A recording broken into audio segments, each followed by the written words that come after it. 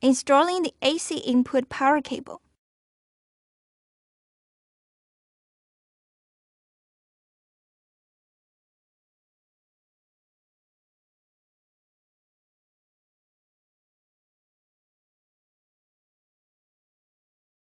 Use cable ties to bind the AC input power cable properly so that the cable is neat and elegant in appearance.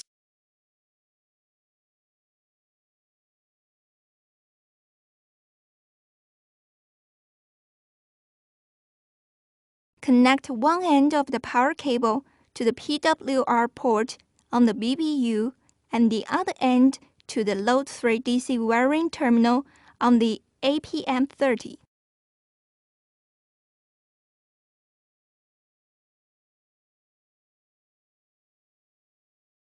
Installing the input power cable for the battery cabinet.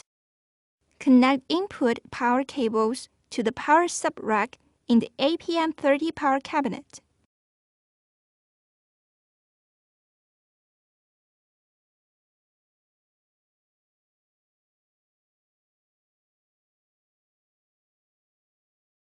Installing the power cable for the extended battery cabinet.